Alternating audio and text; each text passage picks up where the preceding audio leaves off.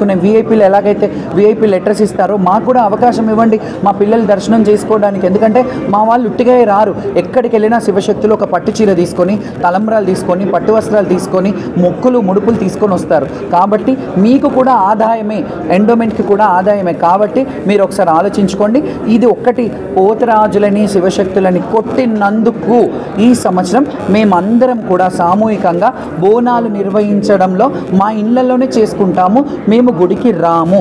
ఈ గుడికి రాకపోవడం వల్ల ఏం అరిష్టాలు జరుగుతాయో అవన్నీ మీ ప్రభుత్వమే చూసుకోవాలి. ఎందుకంటే ఖచ్చితంగా అరిష్టం జరుగుతుంది. ఇప్పటి వరకు అలా శివశక్తులు బోనం పెట్టకుండా ఉన్న దాఖలా లేవు.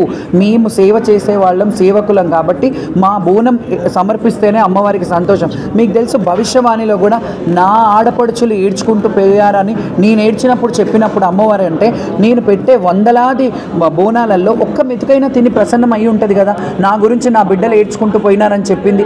అట్లా చెప్పినా కానీ మీరు ముందుకొచ్చి కమిటీలో మీటింగ్లు ఏర్పాటు చేసి మా అందరికీ ఒక హామీ ఇస్తే, ప్రభుత్వం వచ్చి అఫీషియల్గా, మీరు మామూలుగా నాకు కాల్ చేసేసి మేమేం ఇబ్బంది పెట్టకుండా పోతాము అని డీజీపీ గారు కూడా చెప్పారు, మీకు ఈ లైన్ ఏర్పాటు చేస్తామన్నారు. అది కాదు, మాకు ప్రభుత్వ పరంగా ప్రకటన ఇవ్వండి. మీరు ప్రెస్ మీట్ పెట్టి మీరు ఏం చేయబోతున్నారో శివశక్తులకి, జోగినీలకి, అది మీరు ప్రెస్గా అఫీషియల్గా ఇస్తే అప్పుడు మేము అందరం కలిసి బోనాలు చేస్తాం. ఈ పండగని అంగరంగ వైభవంగా మా సొంత ఖర్చులతోని బ్రహ్మాండంగా ఆకాశమంత పందిరి భూదేవంత పీటల్లాగా మేము చాలా ఘనంగా మా శివశక్తులు అందరం, మీరు ఎప్పుడు పిలిచినా, మీ గవర్నమెంట్ మా శివశక్తులు ఎప్పుడు కావాలన్నా అక్కడికి వందలు వేల బోనాలతో మేము వస్తాం మీ దగ్గరికి. అండ్ మా రిక్వెస్ట్ అండ్ మా డిమాండ్, సీఎం గారు ఖచ్చితంగా దీని మీద దృష్టి పెట్టి ఒక జోగిని, ఒక ఆడబిడ్డని, ఒక తెలంగాణ జోగిని మీ ముందు భిక్ష వేడుకుంటున్నాను. భిక్షాటనం చేసుకుంటూ రోడ్డు మీద బతికే పరిస్థితి తేకండి. మేము బోనాలు ఎత్తుకునే ఒక ఉపాధి మాకు, మా ఉపాధి మీద పొట్ట కొట్టకండి, మాకు అది చేసుకొనివ్వండి అని దయచేసి రిక్వెస్ట్ చేస్తున్నాను. అది కూడా లాగేసుకున్నారు. ఇప్పుడు మేము ఏం డిమాండ్ చేస్తున్నామంటే, ఎందుకు ఈ వివక్షత? గవర్నమెంట్ అఫీషియల్గా ఇంత జరిగినాక కూడా ఎందుకు ఒక ప్రెస్ మీట్ పెట్టి మీకు ఏం కావాలి, లేకపోతే ఒక సమీక్ష నిర్వహించి ఒక మీటింగ్ పెట్టి, మీటింగ్లు చాలా పెట్టారు, ఇక మేము మీటింగ్లు ఇవన్నీ వేస్ట్. మేము ఒకటే నిర్ణయించుకున్నాం ఏంటంటే, ఈ సంవత్సరం అక్కడ జరిగిన అవమానానికి బలకంపేట కానీ, మహంకాళి కానీ, గోల్కొండలో కానీ బోనాలు మాతోనే, మీ అందరికీ తెలుసు కదా, బోనం అంటేనే మేమందరం సామూహికంగా ఇక్కడ ఉన్న వాళ్ళందరి నిర్ణయం ప్రకారమే మేము ఈ సంవత్సరం మహంకాళి టెంపుల్కి బోనాలు తీసుకురావట్లేదు. ఎప్పుడైతే ప్రభుత్వం దిగొచ్చి మా విషయాలు, మా విన్నపాలు మన్నిస్తారో, మా నీడ్స్ ఏమున్నాయో, మా కోరికలు ఏమున్నాయో, మాకేం కావాలనుకుంటున్నామో అవి అడిగి మీరు తెలుసుకొని మీరు జాతర నిర్వర్తిస్తేనే మేము రాగలుగుతాము. శ్యామలకు ఒకదానికి గ్రీన్ కార్పెట్ వేసి మిగతా వాళ్ళని ఇబ్బంది పెడతానంటే నేను ఒప్పుకోను. చెప్పాను అట్లా కూడా. డీసీపీ గారు నన్ను కూర్చోబెట్టి మాట్లాడారు, మీకు ఒక లైన్ ఇస్తాము, మీకు ఒక స్పెషల్ ఇది ఇస్తాము, టైం ఇవ్వమన్నారు. టైం 1 to 3 అంటారు. టైం ఎందుకు ఇవ్వాలి? మేము టైం ఎట్లా కుదురుతుంది? మాకు టైం పాసిబుల్. వరంగల్ నుంచి వస్తారు, మహారాష్ట్ర నుంచి వస్తారు, వాళ్ళకి బస్సులు రావాలి, ట్రాఫిక్లో ఇబ్బందులు పడతారు. 1 to 3 అనగానే మీకు ఇచ్చిన టైం అయిపోయిందని చెప్పి మీరు మమ్మల్ని రానివ్వకపోతే ఎట్లా? మాకు కూడా టైం ఇవ్వండి. టైం ఏంటి టైం? మీరు వీఐపీలకి, మంత్రులకి, మినిస్టర్లకి వాళ్ళందరికీ టైం కేటాయించండి. వాళ్ళని పొద్దున్న నుంచి 10:30, 11 లోపు వాళ్ళని వచ్చి మన డేవీఐకి వచ్చిన లైన్లో రమ్మనండి. తర్వాత మాకు టైం ఇచ్చి మాకు వివక్షత చూపించడం ఏంటి? మా బోనాల లైన్ని ప్రత్యేకంగా ఏర్పాటు చేయాలి. ఇంకొకటి, మొన్న పోతురాజులని, మా శివశక్తులను కొట్టినందుకు మేము దీని మీద చాలా మనస్తాపం చెంది ఈ ఇబ్బందులు ఇంకా మేము కొనసాగించలేము, మా వాళ్ళు శపిస్తున్నారు అనే వీడియోలు చాలా ట్రోల్ అవుతున్నాయి. ఎందుకు చేస్తామండి? మాకు మీ మీద ఏమైనా పర్సనల్ గ్రడ్జా? ఇది కాకపోతే ఇంకొకటి అని అనుకుంటాము. వీళ్ళు బాగా చూడకపోతే బాగా చూసే వాళ్ళు ఎప్పుడు వస్తారో మమ్మల్ని తీసుకెళ్ళి బోనం చేయిస్తారని వెయిట్ చేస్తాం. మేము ప్రభుత్వం ఇప్పటికైనా దిగొచ్చి మాకు ఒక ప్రత్యేక క్యూ లైన్ ఏర్పాటు చేసి, సీనియర్స్ ఎవరైతే ఉన్నారో, ఇప్పుడు మేము చాలా ఏళ్ళుగా చేస్తున్నాం, అన్ని తెలంగాణలో ఉన్న దేవాలయాలకి ఐడి కార్డ్స్ ఇష్యూ చేయండి.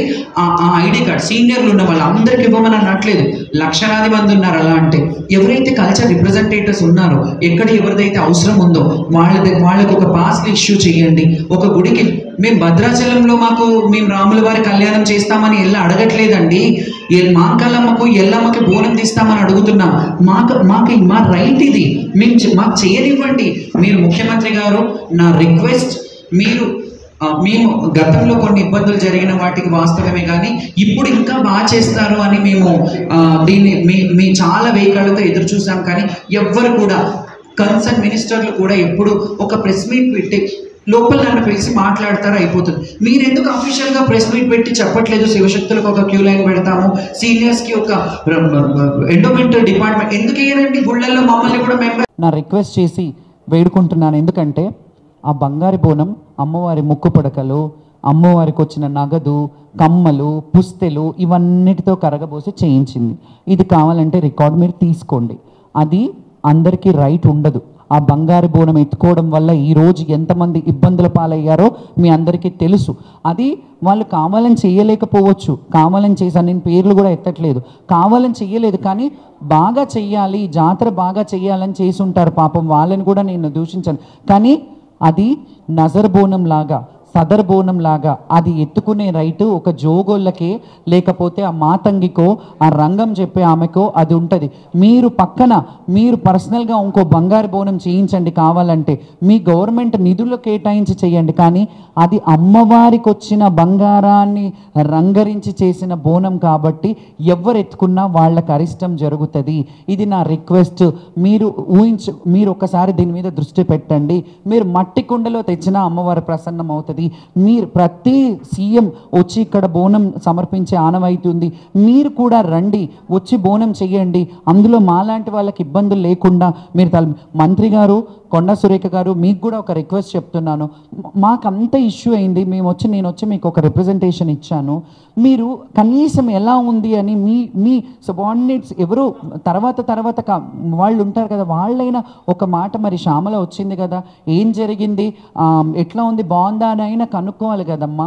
మీరు పాస్లైనా ఇప్పించమని ఎండోమెంట్ వాళ్ళకి చెప్పాలి కదా. నేను అందుకే మొన్న నా పర్సనల్ గ్రడ్జ్ ఏమీ లేదు ఇందులో.